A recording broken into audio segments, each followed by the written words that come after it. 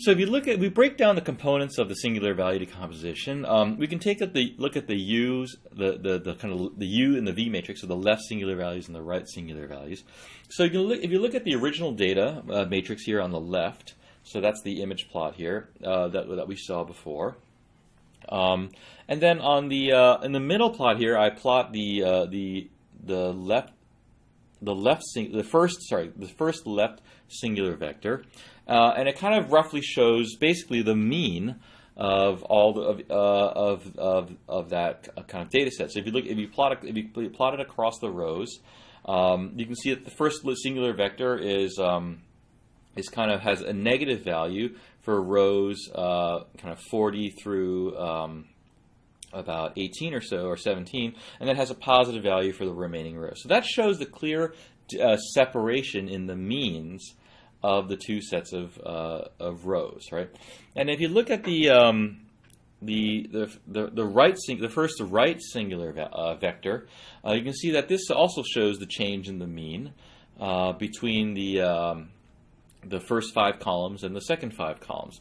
And so the nice thing about the singular value decomposition here is that it immediately picked up on the shift in the means, both kind of in the row, from the row dimension and the column dimension, without you having to tell it anything. It was totally unsupervised, and it just kind of picked it up automatically. So remember, we made a plot that was very, very similar to this before, but that was when we knew that there was this kind of pattern in the data set. So here, the singular value decomposition picked up the pattern right away, and in the first kind of singular left and right singular vectors. Another kind of a component of the singular value decomposition is known as the variance explained. And this comes from the singular values that are in the D matrix. So remember, the D matrix is really a diagonal matrix. So it only has elements that are on the diagonal of that matrix. And you can think of each singular value as representing the percent of the total variation in your data set that's explained by that particular component. And the components are typically ordered so that the first one explains the most variation as possible, and the second one explains the second most, etc. And so you can plot the kind of proportion of variance explained as we have in this plot below. And so here on the left-hand side, I've just plotted the raw singular values, and you can see that they kind of decrease in value as you go across the columns. But of course, the raw singular value doesn't really have much meaning because it's not on an interpretable scale. So if I divide by the total sum of all the singular values, then on the right-hand side, I can interpret it as the proportion of variance explained. And you can see that it's exactly the same plot, but the y-axis has changed. And so you can see that the first singular value, if you recall, it captures kind of the shift in the mean in between the rows and the columns. That captures about 40% of the variation in your data, right? So almost half of the variation in the data is explained by a single kind of singular value, or you can think of it as a single dimension. And then the remaining variation in the data is explained by the other components.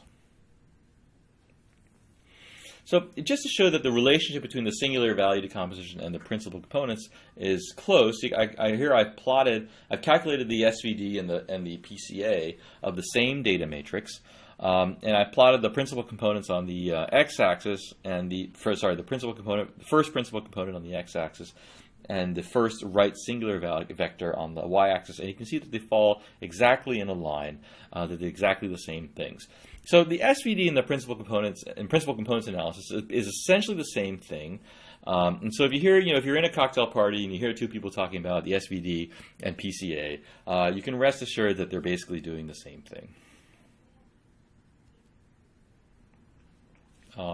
So take a closer look at the variance explained. Here I've got a very simple example, which is just basically kind of a matrix that has either zeros or ones. And so the idea is that there's only one pattern in this matrix, right? And so the first 5 columns are zeros, and the second 5 columns are ones. That's it, nothing special. And so if I plot the data, you can see that on the left-hand side, the left plot, the first 5 are red, and the second 5 are yellowish white. So now if I take the SVD of this kind of relatively boring matrix, you can see that I can plot the singular values, and you can see that there's one singular value that's very high, and the rest are all kind of zero, basically. And what you'll see is that the first singular value explains 100% of the variation in the data set. So how can that be? Well, if you think about this data set, even though there's kind of 40 rows and 10 columns, there's really only one dimension to this data set, which is that if you're in the first 5 columns, your mean is you're equal to 0, and if you're in the second 5 columns, you're equal to 1.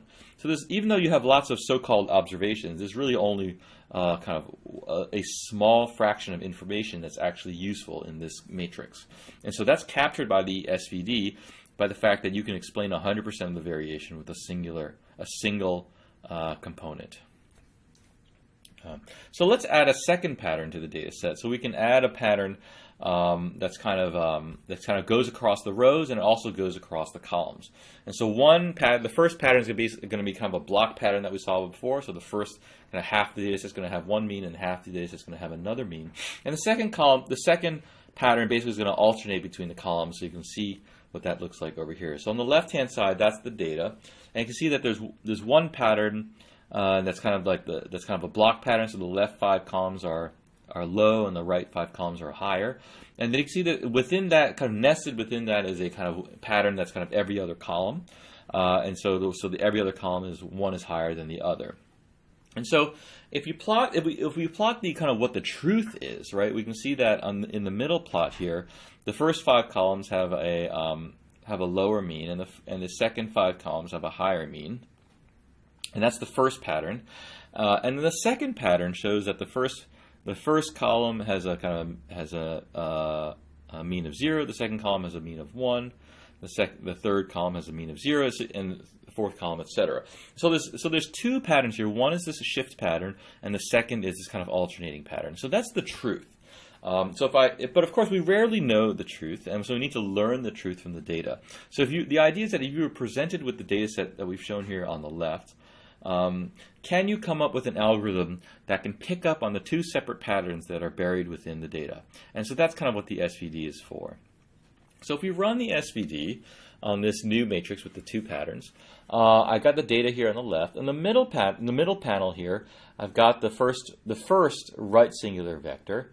And you can see it roughly picks up the block pattern, right? So the first kind of 5 are somewhat lower, and the second 5 are somewhat higher, right? So it's not as pretty as the truth was, but it's somewhat discernible that there are 2 different kind of means here. The second right singular vector is on the right-hand panel here, and you can see that it's a little bit harder to see, but it does try to pick up the alternating mean pattern, right? It's not as obvious as it was when we were plotting the truth, of course, but you can see that every other point is either higher or lower. Now, of course, since we know what the truth is, it's a little bit easier to kind of talk about this. But in general, the two you can see that the 2 patterns are roughly confounded with each other because it's a little bit hard to separate the 2 patterns apart. So even though they're clearly we know that the truth is 2 separate patterns. The first and the second right singular vectors are also known as the principal components. They kind of mix the 2 patterns together. So each of them has a block pattern, and each of them has a kind of alternating pattern. And so, unfortunately, just like with most real data, the truth is a little bit hard to discern than if you'd known it in advance. Now, if you look at the variance explained in this problem, you can see that on the right-hand panel, which is the percent of the variance explained, that the first component explains over 50% of the variation, the total variation in the data set. And that's basically because the shift pattern, with the first 5 columns, the second 5 columns, is so strong, it represents a large amount of variation in the data set. And so if you capture that shift pattern, you kind of capture a lot of that variation.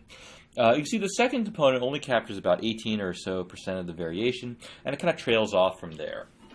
And so that kind of tells you roughly how many components are in this data set. But that alternating pattern, which is kind of every other column, is a little bit harder to pick up, as you can see.